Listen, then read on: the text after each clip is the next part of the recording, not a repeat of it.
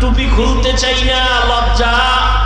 আর তুমি কেমন মুসলমান যে টুপি মাথায় দিতে চাও না, লজ্জা। আমি দাড়ি কাটতে চাই না, লজ্জা। তুমি কেমন মুসলমান দাড়ি রাখতে চাও না, লজ্জা। আমি মসজিদে না ঢুকলে লজ্জা পাই, তুমি মসজিদে ঢুকতে গেলে লজ্জা পাও। আমি পর্দা না করলে লজ্জা পাই, তুমি পর্দা করতে গেলে লজ্জা পাও।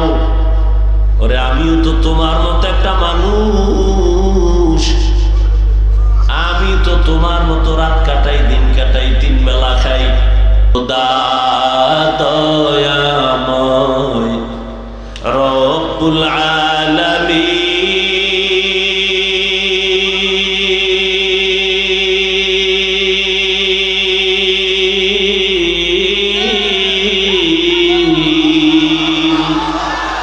জীবনে মরণে ভয় কি হবে সেই দিন, হে খোদা। ধরাতে আসিয়া আজি বড়ই অসহায়,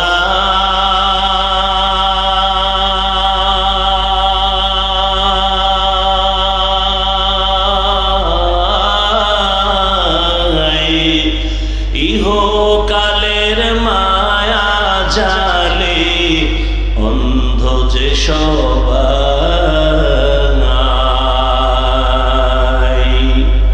দাও হেদায়াত মুক্তি দাতা গফুরুর রহিম,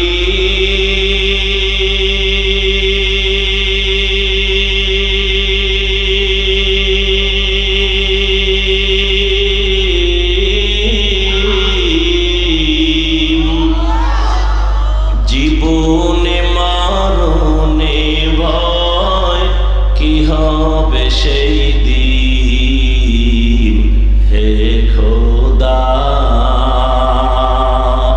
হে খোদা দয়াময় রব্বুল আলামিন,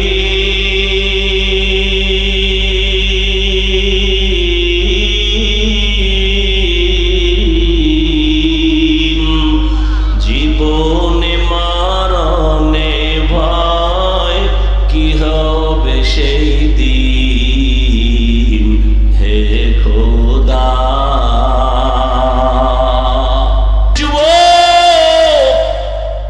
বয়ান তো তুমিও কম জানো না, নামাজ পড়া ফরজ, পর্দা করা ফরজ, মা বাবার খেদমত করা ফরজ, সবই তো জানো, করো না কেন? মিথ্যা বলা হারাম, গালি দেওয়া হারাম, গীবত করা হারাম, নামাজ ছাড়া হারাম, বেপরদায় চলা হারাম, নাচ দেখা হারাম, গান শোনাও হারাম, কাউকে হত্যা করা হারাম, চুরি করা হারাম, দুর্নীতি করা হারাম, জুলুম করা হারাম। সব এখানে এমন একটা মানুষ নেই যে জানে না। এরপরেও কেন করো না? তুমিও মুসলমান, আমিও মুসলমান, তোমার আল্লাহ আমার আল্লাহ এক। মানের চেয়ারের মেয়াদ শেষ। আর যারা নবীর আদর্শ নিয়ে আসিলাম, আগে যেমন আছি এখনো আছি, সামনে এমনই থাকবে, কোনো চিন্তাই নাই। চেয়ারম্যানের চেয়ারের মেয়াদ শেষ। আর নবীর আদর্শওয়ালা টুপিওয়ালা ওলামায়ে কেরামের কোনো মেয়াদি নাই, শেষ হবে আবার কি? এই সম্মানকে দিছে টাকা দিয়া, সম্মান কিনলে ফুলের মালার পরে আবার জুতার মালা। আর আমার মাওলায় যারে সম্মান দেয়, ওই বান্দার সম্মানে দুনিয়াতেও বাদশা, পরকালেও বাদশা। হুসবান والنجم والشجر يسجدان وفضل زمانا على زمان كما فضل مكانا على مكان وإنسانا على إنسان ونشهد أن لا إله إلا إلا الله وحده لا شريك له لا ضد له ولا ند له ولا مثل له ونشهد أن سيدنا وسندنا وحبيب ربنا وطبيبنا وطبيب قلوبنا ومولانا محمدا عبده ورسوله أرسله بالحق بشيرا ونذيرا وداعيا إلى الله بإذنه وسراجا منيرا اللهم صل على محمد النبي الأمي وعلى آله وسلم تسليما وبعد فأعوذ بالله من الشيطان الرجيم بسم الله الرحمن الرحيم يا أيها الذين آمنوا اتقوا الله حق تقاته ولا تموتن إلا وأنتم مسلمون وقال النبي صلى الله عليه وآله وسلم ألا كلكم راع وكلكم مسؤول عن رعيته أو كما قال النبي عليه الصلاة والسلام صدق الله مولانا العظيم وصدق رسوله النبي الأمي الكريم ونحن على ذلك من الشاهدين والشاكرين والذاكرين والحمد لله رب العالمين سبحانك لا علم لنا إلا ما علمتنا إنك أنت العليم الحكيم رب اشرح لي صدري ويسر لي أمري واحلل عقدة من لساني يفقه قولي میں در ہوں مجبور ہو اے سید عالم میں در ہوں مجبور ہو اے سید عالم دیدار دکھاتے نہیں آواز نہیں ہے دیدار دکھاتے نہیں آواز سنا دو میں صورت یوسف کو نہیں چاہنے والا میں صورت یوسف کو نہیں چاہنے والا میں قیس کے مانند نہیں عاشق لیلا میں قیس کے مانند نہیں عاشق لیلا میں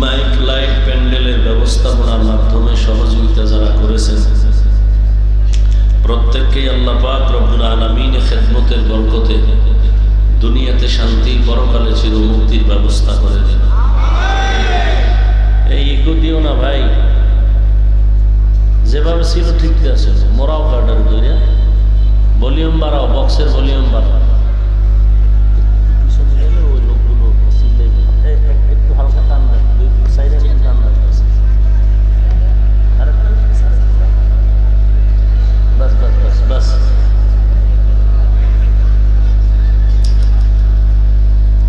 হযরত উলামায়ে কেরাম দীর্ঘ সময় কোরআন সুন্নাহর আলোকে আলোচনা রেখেছেন, আপনারাও ধৈর্যের সাথে শুনছেন। আলহামদুলিল্লাহ। অত্যন্ত গুরুত্বপূর্ণ আলোচনা রেখেছিলেন আমার আগে এই নারায়ণগঞ্জের সন্তান, ঐতিহ্যবাহী বারিদারা মাদ্রাসার সুনামধন্য মুহতামিম হযরত গুরুত্বপূর্ণ আলোচনা করেছেন। তার আগে আরো অনেক উলামায়ে কেরাম আলোচনা করেছেন।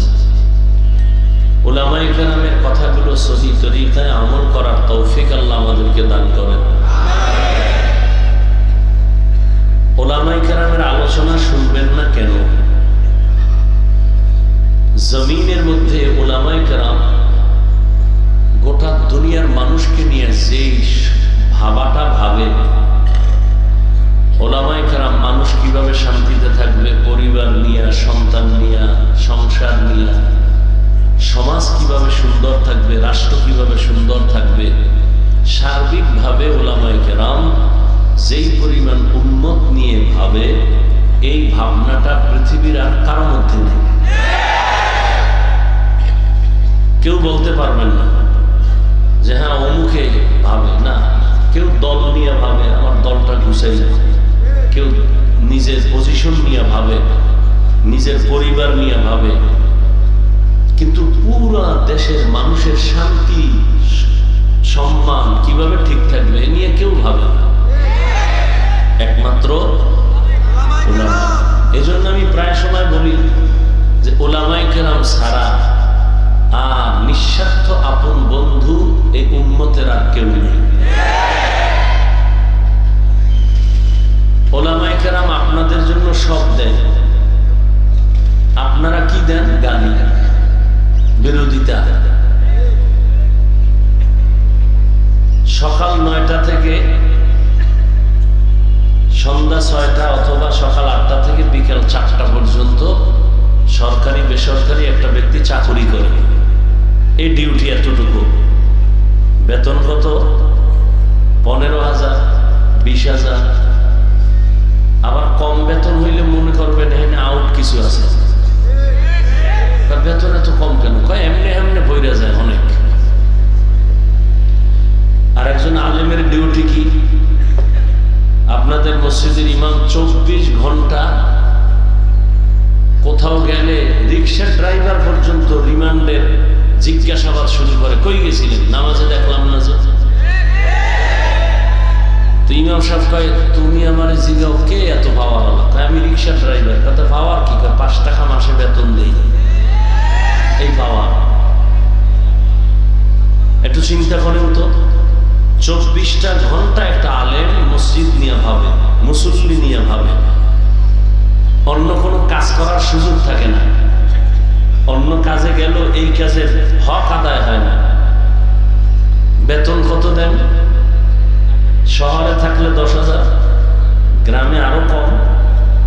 বাকি কত? 6 মাস। গ্রামে আরো ডবল। যিনি এত বড় মসজিদের সভাপতি তিনি কত দেন? বলে মাসে 100। সেক্রেটারি কত? 50। তা পুরো মাস দেওয়া কার না, 6 মাস পরে একবার দেয়।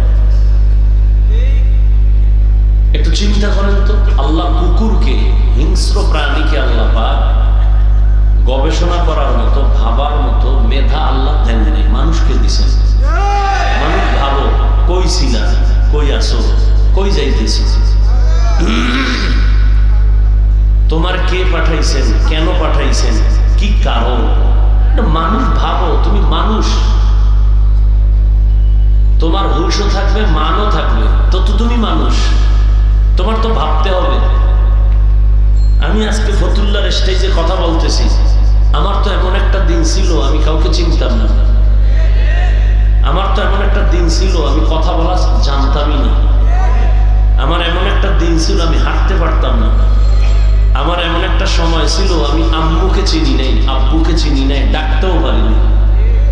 আমার এই দিনটা, এই সময়টা ছিল একটা পুঁজি, শুধু কান্না কান্না কান্না, আর কোনো পুঁজি ছিল না।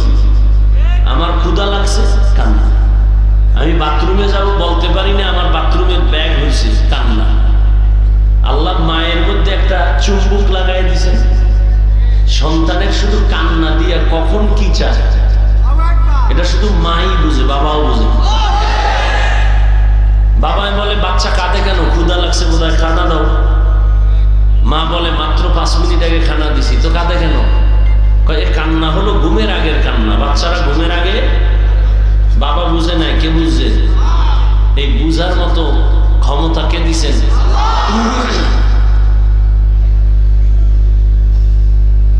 দুনিয়াতে যা কিছু আছে এগুলো সব কিছু আল্লাহ দিছেন কেন? সূর্য, চন্দ্র, গ্রহ, নক্ষত্র, গাছপালা, পানি, বাতাস, আগুন, সব কিছু দিছেন। এগুলো দেখে দেখে ভাবো, ভাইবা ভাইবা তুমি কি ফলাফল নিবা, এগুলি কে বানাইছে এটা ভাইবা, তারে খুঁজবা, খুঁজা তার সাথে একটা সম্পর্ক তৈরি করবা। الذين يذكرون الله قياما وقعودا وعلى جنوبهم ويتفكرون في خلق السماوات والأرض ربنا ما خلقت هذا باطلا سبحانك فقنا عذاب النار। জ্ঞানী কারা? আমরা বলি বুদ্ধিজীবী। আমি মাঝে মাঝে বলি তোমার জিবি কত, 1 জিবি না 2 জিবি? কত আসলে জানি না, পুরা জিবি হ্যাং হয়ে গেছে। এই জন্য আলেমও ভাল লাগে না, নামাজও ভাল লাগে না, মাঝে মাঝে আল্লাহরেও ভালো লাগে। জিবি আসিল কি হয়ে গেছে? হেরা হইলো বুদ্ধিজীবী। কেমনে বুদ্ধিজীবী? যে মদের বোতল লইয়া বউরে মা কয়, এই বুদ্ধিজীবী। দাঁড়ায় প্রস্রাব করে, বুদ্ধিজীবী। ডান হাতে বিড়ি টানে, বাম হাতে চা টানে, বুদ্ধিজীবী।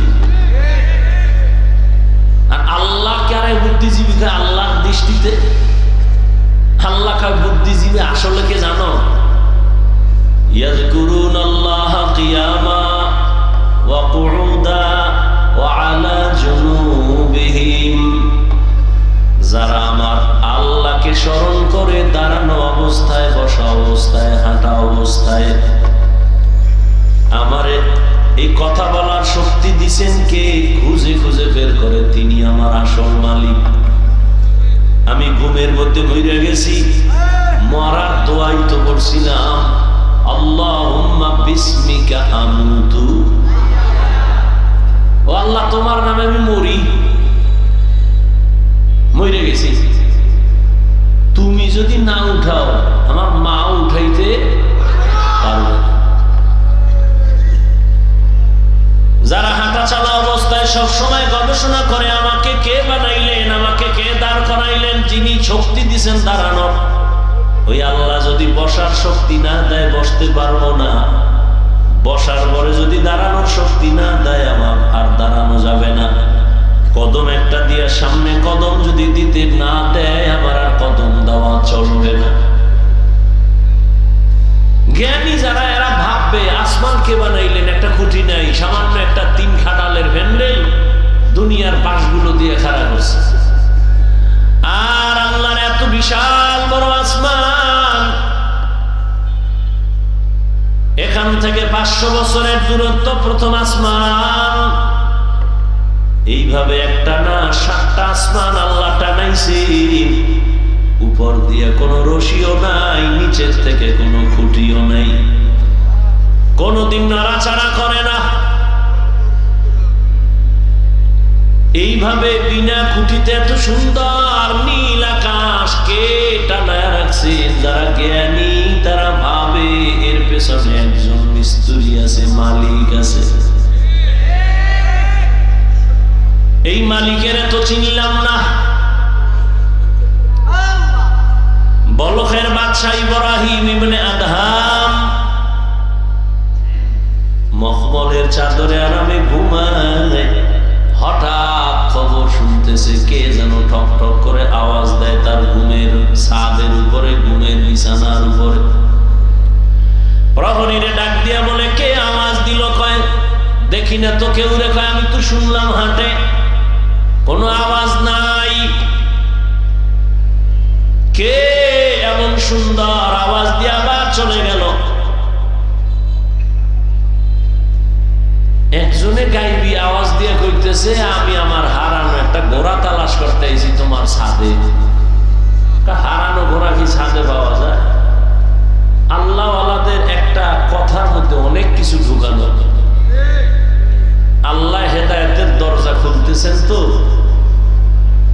একটা বাহানা, একটা কৌশল অবলম্বন করছে। কাই বোকা, ছাদের উপর কি ঘোড়া পাওয়া যায়নি? বোকা তো তুমি। বলখের বাদশাহ ইব্রাহিম ইবনে আদহাম চমকে উঠে বসে গেলেন। এত বড় দুঃসাহস কার যে আমাকে বোকা বলল? এত বিশাল রাষ্ট্রের আমি মালিক, আমার কথায় পুরো দেশ চলে, আমাকে বোকা বলল কেন? বোকা বইলা কয় আমি বোকা না, তুমি বোকা। আমি যদি ছাদের উপরে ঘোড়া না পাই, তুমিও সুন্দর মখমলের বিছানায় ঘুমাইয়া তোমার মালিকের পাইবা না। ইনজেকশন একটা দিয়া নাই, ভিতরে জ্বালা শুরু হয়ে গেছে। এখন কয় আমার আসলে কে আওয়াজটা দিল? আওয়াজ তো দিছে আমার জীবনের মধ্যে একটা ধাক্কা দিয়ে ফেলছে।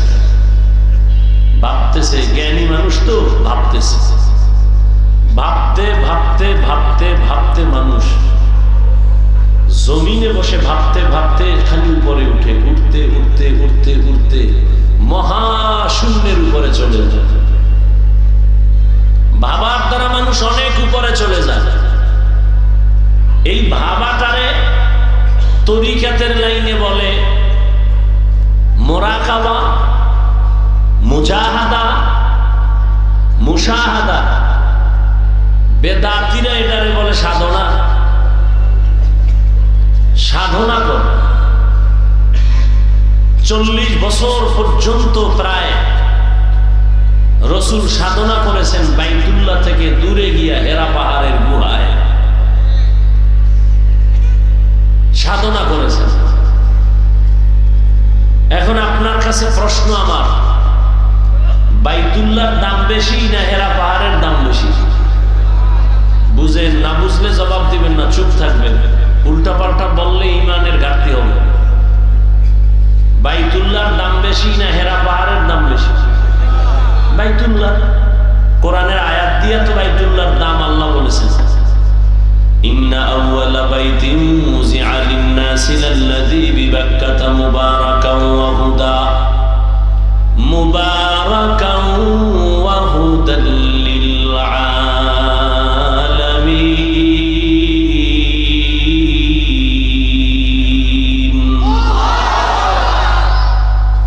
আল্লাহ বলেন আমি জমিনটা বানাইয়া কোনো কিছুই বানাই না, একটা ঘর বানাইছি বাইতুল্লাহ। মক্কা নগরীর মধ্যে ঘর আমি আল্লাহ হেদায়েতের জন্য বানাইছি, ইবাদতের জন্য বানাইছি। এই ঘর হেদায়েতের ঘর, এটা এমন এক দামি ঘর যেই ঘরের দিকে শুধু তাকায় থাকবে অনবরত সওয়াব লেখা হবে। এটা এমন একটা ঘর, আপনাদের ফতুল্লাহ এলাকায় মসজিদ গুলো কার ঘর? জমিনের সব মসজিদ গুলো আমার আল্লাহর ঘর, তবে বাইতুল্লাহর মতো একটার মর্যাদা নাই। বলে কেমন মর্যাদা? বলে বাইতুল্লাহর এরিয়ার মধ্যে কোনো আশিক যদি একবার বলে লাব্বাইক, 1,00,000 বার লাব্বাইক বলার সওয়াব আল্লাহ দান করবে।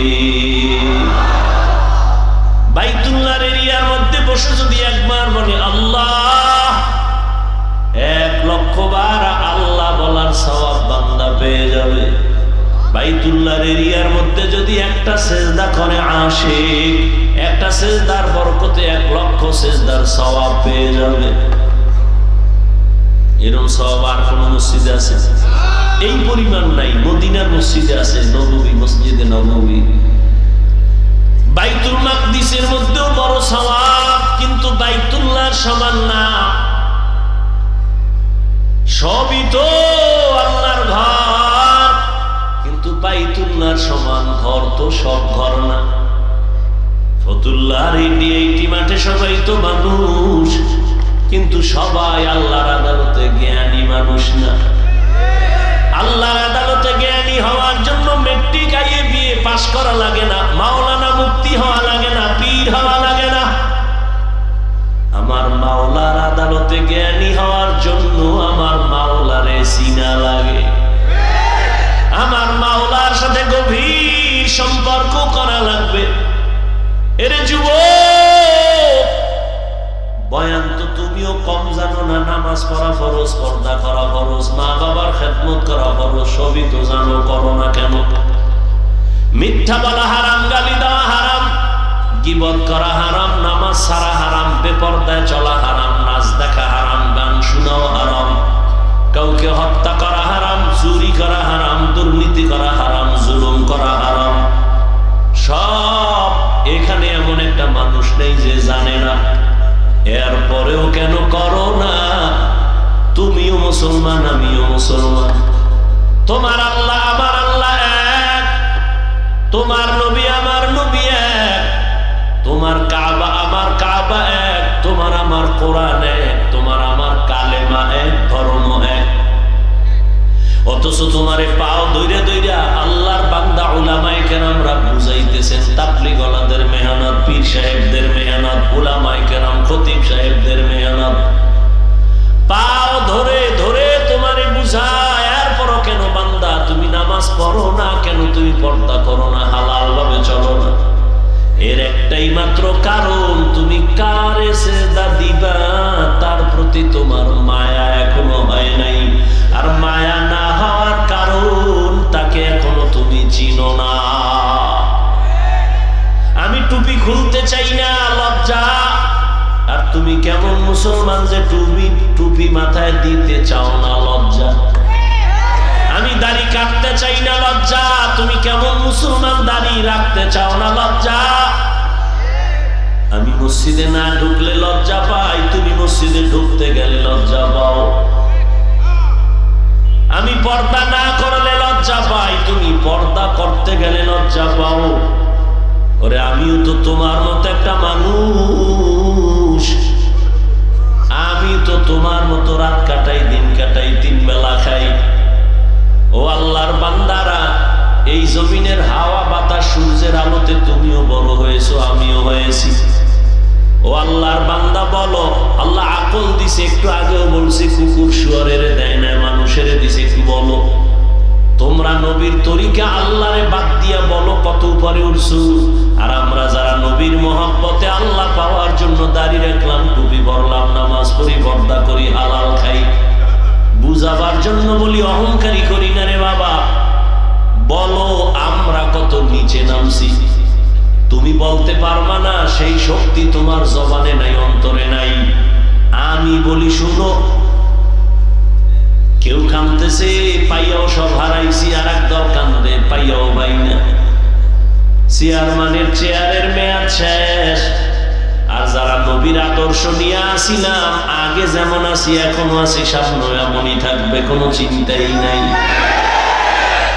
চেয়ারম্যানের চেয়ারের মেয়াদ শেষ, আর নবীর আদর্শওয়ালা টুপিওয়ালা ওলামায়ে কেরামের কোনো মেয়াদি নাই, শেষ হবে আবার কি? এই সম্মানকে দিছে টাকা দিয়া। সম্মান কিনলে ফুলের মালার পরে আবার জুতার মালা। আর আমার মাওলায় যারে সম্মান দেয়, ওই বান্দার সম্মানে দুনিয়াতেও বাদশাহ, পরকালেও বাদশাহ। হে খোদা দয়াময় রব্বুল আলামিন,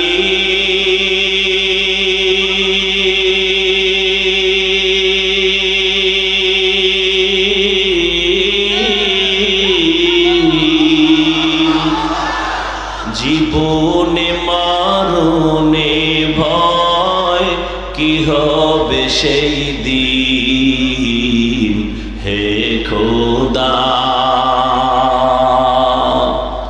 ধরাতে আসিয়া আজি বড়ই অসহায়,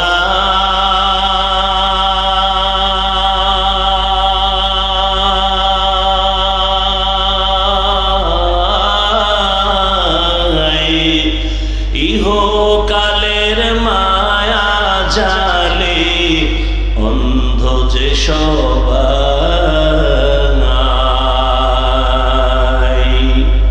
দাও হেদায়াত মুক্তি দাতা গফুরুর রহিম,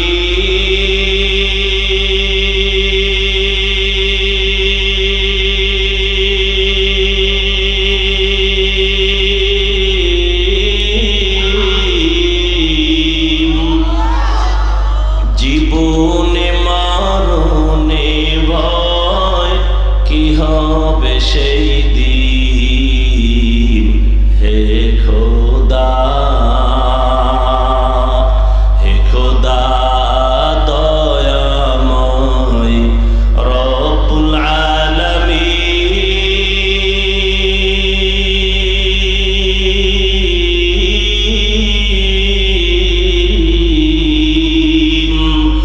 জীবনে মরণে ভয় কি হবে সেই দিন। হে খোদা, এই চিন্তা করতে করতে আবু বকর জীবন কাটায় দিলেন। মরণে আমার কি উপায় হবে?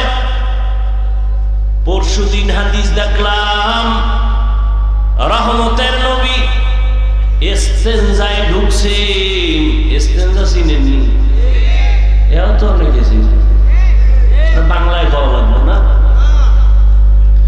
রহমতের নবী হাজত ছাড়তে ঢুকলেন, বাথরুমে গেলেন। নবী বাথরুম থেকে বের হইয়া দ্রুত তায়াম্মুম করতেছেন মাটি দিয়া। কি করেন?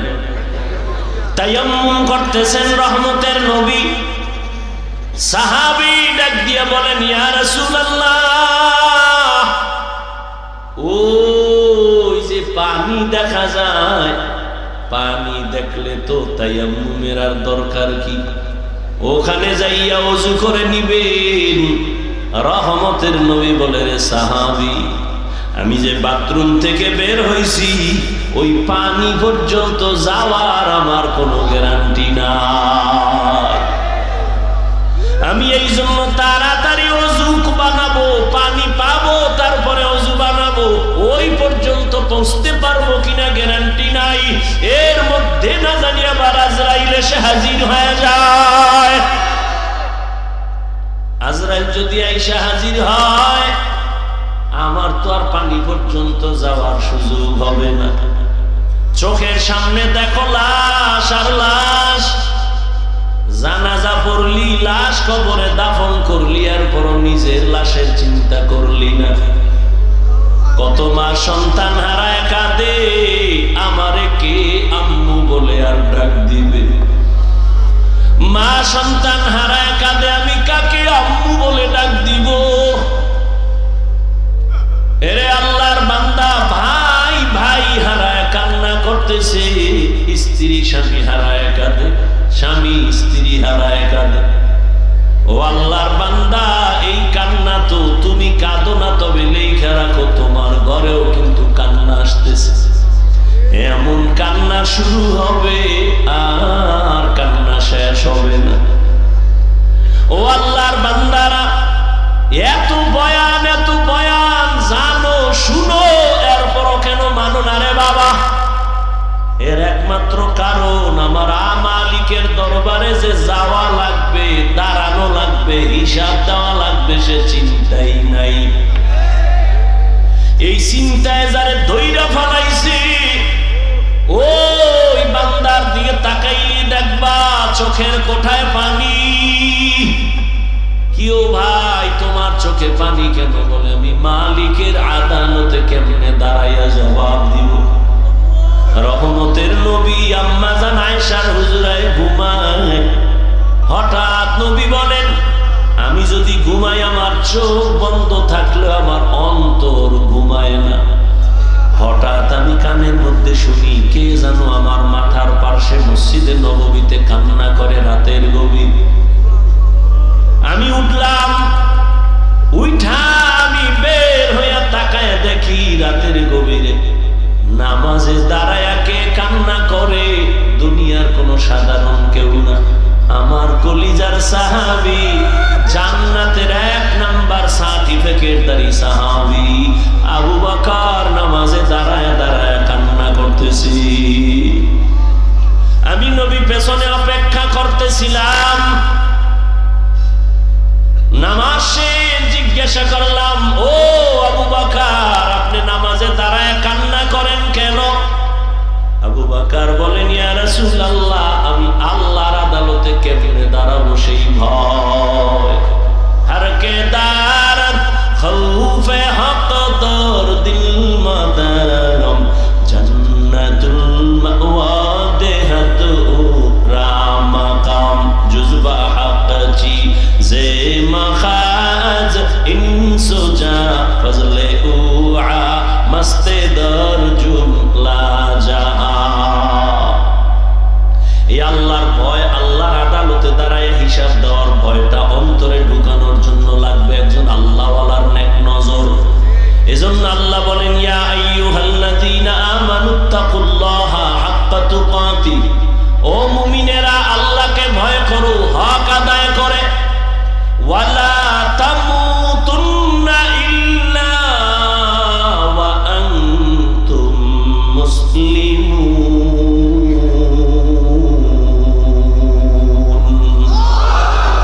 মুসলমান না হইয়া মরিও না, সাবধান। নবী বলেন, আলা কুল্লুকুম রাইন ওয়া কুল্লুকুম মাসউলুন আন রাইয়াতিহি। এই উঠেকা মোনাজাত দিয়ে দিউ। মাওলায় যদি বাড়ি না নেয় কেমনে আগে বাড়ি যাবা? মাওলা না নিলে পারবা? একজনে 1.5 ঘন্টা আগে উঠে গেছে, তাড়াতাড়ি বাড়ি যাইব, আর একজনে মোনাজাত দিয়া কান্নাকাটি কইরে এরপরে রওনা হইছে বাড়ি যাব। ওই ঘটনা আছে না, সুলতান মাহমুদ গজনবীর ঘটনা, আয়াজের ঘটনা, এক ধনী বড় টাকাওয়ালা আর মালিক আর গোলামের ঘটনা। মালিক আর গোলাম বাড়ি যায়, হঠাৎ মালিকের কয়, গোলাম স্যার একটু দাঁড়ান, আমার একটু জরুরত আছে। কয় দাঁড়াই নাম। ঢুইকে গেছে মসজিদে, মসজিদে গিয়া সেজদায় যাইয়া কান্দে। মালিক অপেক্ষা করে, আয় না কেন? নাইমা গিয়া দেখে গোলাম সেজদায় পড়ে কাঁদে। ও মালিক, তোমার দরবারে হাজির, তুমি কবুল করো। দীর্ঘ টাইম অপেক্ষা কইরা গোলাম যখন বের হইতেছে, মালিক কয়, এত দেরি কেন করলা? কয়, যেই মালিক তোমারে মসজিদে ঢুকায় না, ওই মালিক আমারে যেন কেমন বের হইতে দেয় না। মাছ পানি ছাড়া ভাল লাগে না। মাছ পানি পাইলে মনে করে আমার জীবন। আরে আমার মাওলা পাকের যারা আশিক, আল্লাহর মহব্বতের যারা গোলাম, ওরা দুনিয়ার রং তামাশায় বইরে গেলে ভাল লাগে না। কখন জিকিরের ময়দানে ডুববে, কখন একটু আলেমের কাছে যাবে, কখন একটু কোরআনের তেলাওয়াতের আওয়াজ অন্তরে নিবে, কখন একটু জায়নামাজে দাঁড়াবে, কখন আমার মাওলাকে একটু মায়া কইরা ডাকবে, ও আল্লাহ।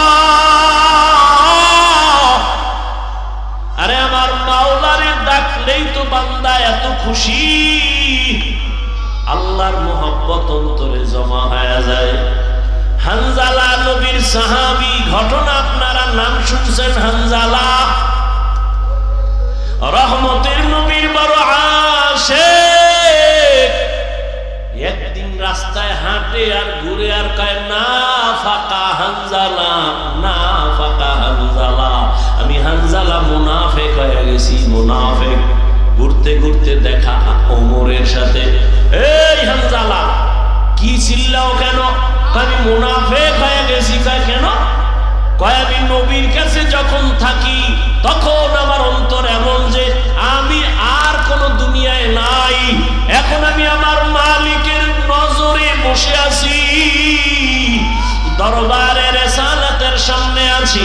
এখন আমার ছেলের চিন্তা নাই, মেয়ের চিন্তা নাই, বাড়ির চিন্তা নাই, গাড়ির চিন্তা নাই, টাকার চিন্তা নাই, ক্ষমতার চিন্তা নাই। এখন আমার চিন্তা আমি একজনারে পাইছি, আমার নবী। আমি ওই নবীর হাত ধরে আমার মালিকের একটু কেমনে দেখবো, যেই নবীর চেহারা এত সুন্দর, একটা নজর নবীর চেহারা দিয়ে তাকাইলে পেটের ক্ষুধা থাকে না। মায়ার নবী এত সুন্দর, আমার মাওলায়ারে এত সুন্দর কইরা বানাইছেন, ওই মালিক আমার আল্লাহ না জানি কত সুন্দর। এত সুন্দর আসমান যিনি বানাইছেন তিনি কত সুন্দর, এত সুন্দর কণ্ঠ যিনি দান করছেন তিনি না জানি কত সুন্দর, এত সুন্দর রঙের ফুল বাগান সাজাইছেন তিনি কত সুন্দর। ওরে যারা মাওলার আশিক ওরা ভাবে আর খুঁজে আমার মালিক, আমার আল্লাহরে আমি তো এখনো পাইলাম না। ফুলের ঘেরান পাইলাম, কে বানাইলেন তারে তো পাইলাম না। ওরে আল্লাহর মোহাব্বত যার অন্তরে জমা হয়ে গেছে সে একবার আমার মাওলারে দেখার জন্য পাগল। হানজালা বলে, আমি নবীর দরবারে থাকলে আমার অন্তর থাকে একরকম, আমি নবীর দরবারের বাইরে গেলে তখন আবার অন্তর দুনিয়ামুখী হয়ে যায়। আমার ছেলে, আমার বাড়ি, আমার গাড়ি, আমার টাকা, আমার পয়সা, আমার ক্ষমতা, আমার চেয়ার, এই সব আমার অন্তরে এসে জমা হয়, আমি মুনাফিক হয়ে গেছি। ওমর কয়, তো এই অবস্থা তো আমারও হয়। নবীর দরবারে থাকলে দুনিয়ার কোনো চিন্তা নাই, আবার যখন নবীর দরবার থেকে বাইর হইয়া যায় তখন আবার দুনিয়া আমারে পেয়ে ফেলে, দুনিয়া দুনিয়া আমাকে গ্রাস করে ফেলে, দুনিয়ার চিন্তা, ছেলের চিন্তা, মেয়ের চিন্তা আমাকে গ্রাস করে ফেলে। এবার কথা, চলো নবীর দরবারে চলো, সমাধান নেই। দোনোজনে যায়, মুনাফিক হয়ে গেছে। ওমরও কয় আমি মুনাফিক হয়ে গেছি, হানজালাও কয় আমি মুনাফিক হয়ে গেছি। হঠাৎ আবু বকর সিদ্দিক রাদিয়াল্লাহু তাআলা আনহুর সামনে দাঁড়ানো। এই ওমর, তুমি চিল্লাও কেন? কয় মুনাফিক হয়ে গেছি। হানজালাও কয় মুনাফিক হয়ে গেছি। কারণটা কি? বলে এই কারণ, নবীজির দরবারে যখন থাকি মনে হয় যেন দুনিয়াতে আমার আর কিছু নেই, নবী আমার কলিজা। আমি নবীর হাত লাগাই আমার মালিক আল্লাহর সঙ্গে মোলাকাত করব। কিন্তু নবীর দরওয়াজা থেকে বের হইলে তখন আবার ঢুইকে যায় ছেলে, মেয়ে, স্ত্রী, পরিবার, দুনিয়ার চিন্তা। আবু বকর কয়, অবস্থা তো আমারও, মনে হয় আমিও মুনাফিক হয়ে গেছি।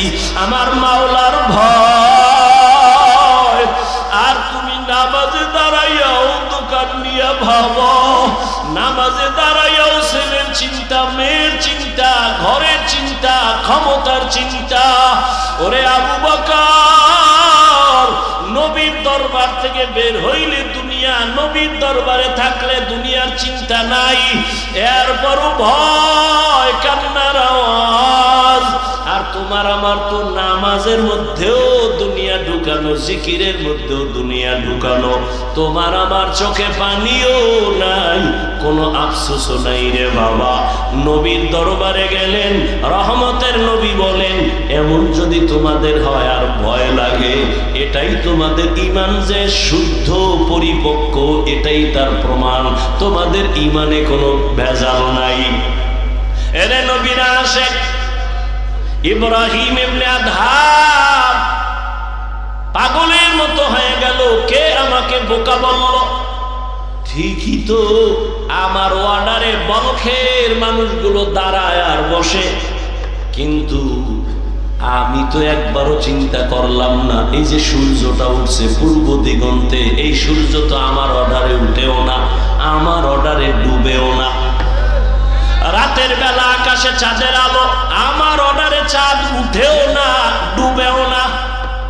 তাহলে এর পেছনে তো একজন মালিক আছে, নাই? ওই মালিকের তালাশ করছনি? এরে আল্লাহর বান্দা, তোমারে কেউ হাদিয়া পাঠাইছে, কে পাঠাইছে তার পরিচয় নাও, মোলাকাতের জন্য পাগল, দেখা করলে মনে হয় আরো হাদিয়া দিবে। যেই মাওলা তোমারে আমারে মানুষ বানাইছেন, কুকুর বানান নাই, শুকার বানান নাই, আবার আখিরি নবীর উম্মত বানাইছে, এত সুন্দর জীবন আমাকে দান করছেন। আমার মতোই তো কত মানুষ, ওই যাও ডিআইটি মসজিদের বারান্দায় যাও, বাইতুল মুকাররমে জুমার দিন গিয়া দেখো, পাও নাই ভিক্ষা করে, দুইটা চোখের পাওয়ার নাই, বলে আমি অন্ধ, আমারে কিছু ভিক্ষা দাও। আমার মাওলায় যদি তোরে অন্ধ বানাইতেন রে যুবক, বল সারা রাত মোবাইলে নাচ গান কেমনে দেখতি? আমার মাওলায় যদি অন্ধ বানাইতেন, কে তোরে চক্ষু দান করত? আমার মাওলায় যদি তোরে বধির বানাইতেন, কে তোরে আর সুস্থ করত? কত মানুষ সুস্থ ছিল, হঠাৎ কইরা জ্বর আসছে, বিছানায় পড়ে একটা সাইড নষ্ট হয়ে গেছে, বিছানার থেকে এখন আর উঠতে পারে না, কণ্ঠ শেষ, জীবনটাই অর্ধেক হয়ে গেছে। এখন ছেলেও ভালো জানে না, মেয়েও ভালো জানে না। ও আমার ফতুল্লাহ এলাকার মুসলমান বাবারা, ও বৃদ্ধ বাবাজি, ও যুবক, চিন্তা করো বাবা, আমরা নবীর আদর্শ মানতে গিয়া কই আমগো তো না খাইয়া কেউ মরি নাই, সম্মান কমে নাই। আমি তোমাকে বলি না আমগো মতো হুজুর হয়ে যাও, একবারও বলি না রে বাবা, বরং তুমি স্কুলে পড়ো আলহামদুলিল্লাহ, কলেজে পড়ো, চাকরি করো, ব্যবসা করো আলহামদুলিল্লাহ, তবে ওখানে থাইকেই তুমি আমার মালিকের সাথে একটা লাইন লাগাও, ওখানে থাইকে নামাজের সিজদা দাও।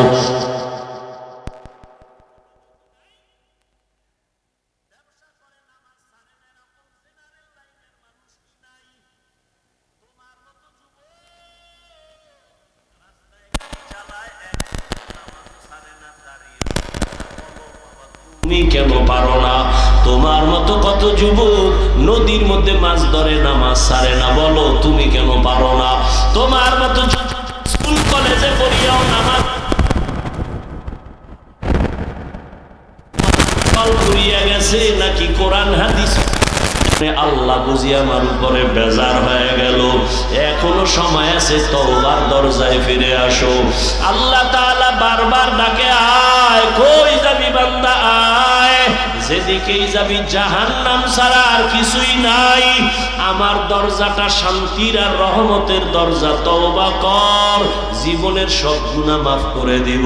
5 বেলার নামাজ পড়ো, মা বাবার দোয়া নাও, বেয়াদবি করিও না, শিক্ষকের দোয়া নাও, বেয়াদবি করিও না, ওলামায়ে কেরামের পরামর্শ নিয়ে নামাজ পড়ো, দাঁড়িয়ে রাখো, মা বাবার দোয়া নিয়ে চলো, চাকরি করো, ব্যবসা করো, হালাল ভাবে চলো, হারাম খাইও না, কারো হক নষ্ট করিও না, কারো উপরে জুলুম করিও না। যদি এমত অবস্থায় তুমি নেক আমল নিয়ে কবরে যাইতে পারো, তোমার কবর হবে জান্নাতের বাগান। আল্লাহ তাআলা আরামের বিছানা দিবেন ফেরেশতার মাধ্যমে ঘুমানোর জন্য। আর যদি বান্দা গুনার মজা পাইয়া গুনাহ করতে করতে করতে করতে আজরাইলের হাতে ধরা খাইয়াই যাও, আজরাইল যদি আইসা দেখে তোর কানের ভেতরে গানের তার লাগানো, তুই বিছানায় শুয়া শুয়া গানের তার কানে লাগাইয়া গান শুনতেছো, আজরাইল যদি এর মধ্যে আল্লাহ পাঠায় দেয়, অবস্থা কেমন তোমার খারাপ হয়ে যাবে। ঈমান নাই, কালেমাও তোমার জবানে আর আসবে না। নবী বলে, একটা জ্যান্ত ছাগলের চামড়া খুললে যেমন কষ্ট পায়, একটা গুনাহগার বেনামাজির রূহটা যখন আজরাইল নেয়, সেই কষ্ট শুরু হয়ে যায়। আজরাইলকে দেখে এক হাত মাশরিকে আর এক হাত মাগরিবে, পা জমিনে, মাথা আসমানে, চক্ষু দুই দুইটা বড় বড়, এখানে দেখাই গুনাহগারের কলিজার মধ্যে কম্পন শুরু হয়ে যায়। আর যেই জাহান্নাম আল্লাহ বানাইছেন ওই গুনাহগারেরা জাহান্নামের ছবিটা দেখায়া দেয়। ও আল্লাহর বান্দা, তুমি আমি তো মানুষের কাতারেই নাই। যারা মানুষ, ওই যে আবু বকরের কথা বলতেছিলাম, রহমতের নবী, যার কোনো গুনাহ নাই, তিনিও কান্না করতেছেন আল্লাহর আদালতের হালাতের কথা চিন্তা করিয়া। আম্মা জান আয়েশা রাদিয়াল্লাহু আনহা বলেন, নবীজিকে আমি জিজ্ঞাসা করলাম, নবী আমার রুমে বৈশা কাঁদেন কেন? নবী বলেন, ও আয়েশা, হাসরের ময়দানে আমার উম্মতের কি উপায় হবে এই চিন্তায় আমি কান্না করতেছি। আম্মাজান বলেন, ও নবী, হাসরের মাঠটা কেমন হবে? নবী বলেন, আয়েশা, এই জমিনটা হবে কিয়ামতের মাঠ, আরাফার ময়দান হবে আল্লাহর বিচারালয়, আদালত। এই দুনিয়ায় তো বড় বড় মাস্তান তো চলে গেল, করতে পারে নাই, নবীর একটা কথার মিথ্যা প্রমাণ করতে পারে নাই। আল্লাহর নবী বলেন ওই হাদিসে, আম্মা জান আয়েশাকে নবী বলেন, কিয়ামতের ময়দান এমন এক অবস্থা হবে, পুরো জমিনটা সমান হবে। সূর্যটা এখন তো বিজ্ঞানীরা বলে জমিন থেকে 9,30,00,000 মাইল উপরে। কিয়ামতের ময়দানে আল্লাহ অর্ডার করবে, সূর্য নিচে নেমে আয়, তোর যত মুখ আছে নিচে কর, যত তাপ আছে তাপ জমিনে ছাড়। সূর্যের তাপে জমিনটা পুরিয়া তামা হয়ে যাবে। স্বর্ণ হবে না কেন? জমিনটা পুরিয়া রূপা হবে না কেন? পিতল হবে না কেন? মুফাসসিরিনে কেরাম বলেন, স্বর্ণ, রূপা, তামা, পিতল এগুলো হবে না। জমিনটা তামা হওয়ার কারণ, তামার ধাতুর মধ্যে একটা গুণ আছে, স্বর্ণের মধ্যে নাই, রূপার মধ্যে নাই। বলে কি? কয় স্বর্ণের এক মাথা গরম হলে ভিন্ন মাথা গরম হয় না, রূপার এক অংশ গরম হলে অন্য অংশ গরম হয় না। কিন্তু তামা এমন একটা ধাতু, এক পার্শ্বে গরম হয়ে গেলে পুরাটাই গরম হয়ে যাবে। আল্লাহ যখন বলবে, সূর্য তুই মনের মতো তাপ দিতে পারো না, আজকে সব তাপ ছাইরা যাবে, সূর্যের এমন তাপ শুরু হয়ে যাবে, জমিনটা তামা হয়ে যাবে। নবী কান্না করেন আর বলেন, আয়েশা, অন্যদিকে জাহান্নামের আওয়াজ, জাহান্নাম চিল্লায়া বলবে, আল্লাহ বেনামাজি কই, বেপরদাওয়ালা গুনাহগারেরা কই, আমার পেটের মধ্যে দাও, আমার পেটে বড় ক্ষুধা। আল্লাহ বলবে, জাহান্নাম একটু অপেক্ষা কর, আমি বিচারটা শেষ করে নেই, তারপরে তোর খোরাক আমি দিতেছি। নবী বলেন, জাহান্নাম থামে না, তখন আল্লাহ অর্ডার দিবেন, এই ফেরেশতারা জাহান্নামের গলার মধ্যে 70,000 শিকল লাগাইয়া বাঁধো, এক একটা শিকলের গোড়ায় 70,000 ফেরেশতা ধর, ধইরা ভালো কইরা পেছন দিকে টাইনা রাখ, ও যেন আমার আদালতের দিকে আসতে না পারে। যদি আমার আদালতের দিকে আগায়, আমি তো আর বিচার করতে পারবো না। জাহান্নামের আগুন এই মানুষগুলোকে পেটের মধ্যে নিয়ে নিবে। আল্লাহর অর্ডারে ফেরেশতারা জাহান্নামের গলায় শিকল লাগাইয়া 70,000 করে এক একটা শিকলের গোড়ায় জাহান্নামের ধরবে, ধইরা রাখতে পারবে না। এত চিল্লানি দিয়া বলবে, আল্লাহ বেনামাজি গুনাহগার আমার খোরাক গুলো দাও, ক্ষুধা। আল্লাহ পাক নবী বলেন, আল্লাহর ফেরেশতারা যখন ধরে রাখতে পারবে না, তখন আমি মুহাম্মদের অন্তরে বড় মায়া, আমি সাথে সাথে সিজদায় পড়ে বলবো, আল্লাহ জাহান্নামের ফিরাও, আমার উম্মত মনে হয় ধইরা ফালাইবে, ফিরাও, আমার উম্মত যেন জাহান্নামের আগুনে না যায়। আমার উম্মত যদি জাহান্নামে যায়, আমি জান্নাতে যাব না। তখন তখন আল্লাহ বলবে, নবী আপনি মাথা উঠাইয়া দেন, কাঁদিয়েন না, আপনার কান্না আমি সহ্য করতে পারি না, আমি মাথা উঠাইয়া দিব। আল্লাহ পাক দেখে জাহান্নাম এখনো দাঁড়ায় না, শিকলেও ধরে রাখতে পারে না। তখন আল্লাহ আমার সান্ত্বনার জন্য একটু কুদরতি হাতের পানি ফেরেশতারে দিয়া বলবেন, জাহান্নামের গায়ে ছিটায়া দাও। যখন জাহান্নামের গায়ে আল্লাহর দেওয়া কুদরতের পানিটা ছিটায় দিবে, জাহান্নাম দ্রুত গতিতে পেছনে ভাগতে থাকবে। ফেরেশতারা বলবেন, আল্লাহ এতক্ষণ আমরা 70,000 শিকল লাগাইয়া যেই জাহান্নামের ধরে রাখতে পারি না, তুমি এমন কি বরকতের পানি দিছো যে জাহান্নাম এখন নিজে নিজে পেছনে দৌড়ায় ভাগতেছে? কারণ কি? এটা কি জমজমের বরকতি পানি? না কি এটা কাউসারের পানি? না এটা কি আবে হায়াতের পানি? না এটা দুনিয়ার বরকতের কোনো পানি? না তোমার বৃষ্টির পানি?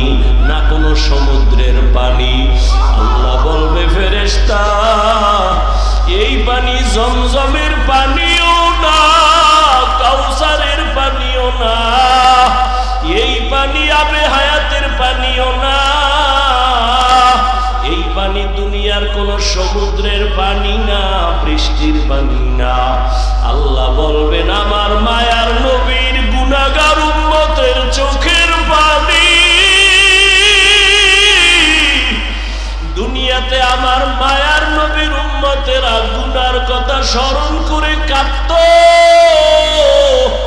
মানুষ যখন ঘুমায়া যাইতো, আমার আশিকের কান্না শুরু হয়ে যাইতো। গভীর রাতে সিজদায় পড়ে বলতো, দয়ার মালিক আমার মতো গুনাহগার এই জমিনে আর কেউ নাই। গুনার কারণে আমার হাত না পাক, আমার চোখ না পাক, আমার জিহ্বা না পাক, আমার অন্তর না পাক।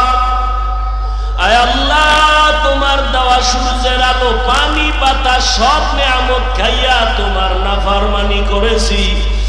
আজ আমি গুনার কারণে মনে হয় আমার জাহান্নাম ছাড়া উপায় নাই। আমার গুনার খবর আমার মাও জানে না, বাবাও জানে না, ভাই বোন, স্ত্রী, পরিবারের কেউ জানে না। আমার গুনার খবর আমার মা বাবায় যদি জানতো, লাথি মেরে ঘর থেকে বের করে দিত। আমার গুনার খবর যদি আমার স্ত্রী জানতো, আমাকে স্বামী বইলে গ্রহণ করত না। আমার গুনার খবর যদি আমার সন্তান জানতো, কোনদিন আমাকে বাবা বলতো না। ও দয়ার মালিক যে তুমি কত দয়ার মালিক, তুমি আমার সব গুনার খবর জানো। ও আল্লাহ, এক যুবকের আমার মাওলারে ডাক দে, তুই ভোনা চোখের পানি চাও আর গুনার কত স্মরণ করে ক্ষমা চাও। আর আল্লাহরে বলো, আমার মাওলা যে কেমন দয়ার মাওলা। ওরে দরওয়াজা জানালা বন্ধ করে মোবাইলের দ্বারা যে গুনাহ করেছ, ওই দরওয়াজা জানালার ভেতরের গুনার খবর মাও জানে না, বাবাও জানে না। ওরে আমার মাওলারে ফাঁকি দিতে পারো নাই রে বাবা। আরে তোমার গুনার খবর যদি মা জানতো, ঘর থেকে বের করে দিত। কিন্তু আমার মাওলা যে কেমন দয়ার মালিক, গুনাহ করছি দেখছেন, এরপরও ঘরের থেকে বের করে দেয় নাই, সম্মানের চেয়ার থেকে ফালাইয়া দেয় নাই। ও আল্লাহর বান্দারা, আজকে বাড়ি পাইছো, গাড়ি পাইছো, সন্তান, বিবি, পরিবার, ক্ষমতা সবই পাইলা, কিন্তু আজকে যেইগুলি পাইয়া পাগল, চিন্তা করে দেখছো এগুলি কিছুই তোমার আমার আপন না। ওরে আজরাইল আইসা যখন রূহ দইরা টান মারবে, ওরে তোমার আপন মা বাবা তোমারে ফেলে দিবে, আর ঘরে ঢুকাইবে না। সাদা কাফনের প্যাকেট বানাইয়া কবরের দেশে পাঠাইয়া দিবে। এতদিন যে মা বাবার জন্য এত পাগল হইলাম, কেউ আমার সাথে যাবে না। আমি আস্তে আস্তে দেখি আমার বন্ধু নাই, আমার পাশের লোকগুলো সব আলাদা হয়ে গেল। এক পর্যায়ে আবার সাদা কাপড়ে পেঁচাইয়া আমারে বাদ বাগানে নিয়ে রওয়ানা। ওই কবরে অন্ধকার ঘর, বাতি নাই, কোনো সাথী নাই। ওই কবরে পাড়াইয়া পাড়াইয়া মাটি দিয়া সবাই চলে গেল, আমি এখন একা। আমার ডানে মাটি, বামে মাটি, সামনে পেছনে উপরে নিচে মাটি।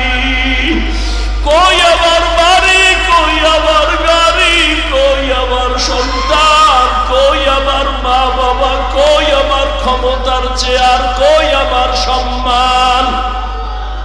এখন এই অন্ধকার কবরে দুইজন ফেরেশতা চলে আসবে প্রশ্ন করার জন্য। রবের পরিচয় দাও, ধর্মের পরিচয় দাও, রহমতের নবীর পরিচয় দাও। আমি যদি মাওলারে না চিনিয়া কবরের বিছানায় যাই, ওরে গুনাহগার বেনামাজি তখন বলবে হা হা লা আদরি, হা হা লা আদরি, হা হা লা আদরি। আফসোস, আমি কিছুই জানি না, কিছুই জানি না, কিছুই জানি না। আমার রবকে আমি চিনি না, আমার ধর্ম কি জানি না, মুহাম্মদ নবীকে আমি চিনি না। নবী বলেন সাথে সাথে আমার মাওলা রাগান্বিত কুদরতি আওয়াজ দিবেন। আল্লাহ বলবেন ফেরেশতা, এর সাথে আর ভালো ব্যবহার করার কোনো সুযোগ সইতে পারো না, পেটের বাড়ি সইতে পারো না, সূর্যের গরম সহ্য করতে পারো না। গুনাহ নিয়ে কবরে গেলে কেমনে মাটির চাপ সহ্য করবা? ওরে আল্লাহরে এখনো বন্ধু বানাও। আল্লাহর খাঁটি ওলি, আল্লাহ যারা উলামায়ে কেরামদের বন্ধু বানাও। এখনো সময় আছে, তওবা করো আর আল্লাহকে বলো মাওলা গুনাহ আর করবো না, নামাজ ছাড়বো না, বেপরদায় চলবো না, দাড়ি কাটবো না। আমার মাওলার আযাব বড় কঠিন। আল্লাহ এজন্য বলেছেন মুসলমান না হইয়া মরণ বরণ করিও না। এখনো সময় আছে, তওবা করে নাও। স্কুলে পড়ো, কলেজে পড়ো, চাকরি করো, ব্যবসা করো, তওবা করো আর নামাজ ছাড়বা না, দাড়ি কাটবা না, বেপরদায় চলবা না। মা বাবার দোয়া নিয়া, উলামায়ে কেরামের দোয়া নিয়া, শিক্ষক মুরব্বীদের দোয়া নিয়া নবীর তরিকায় চলবা। আল্লাহর কাছে দুই ফোঁটা চোখের পানি ছেড়ে দাও। যদি কান্না না আসে, মনে করিও গুনার কারণে দিলটা পাথর হয়ে গেছে, আল্লাহ বেজার হয়ে গেছে। এখনো সময় আছে, আল্লাহকে বলো আল্লাহ দিলটা নরম বানায় দাও।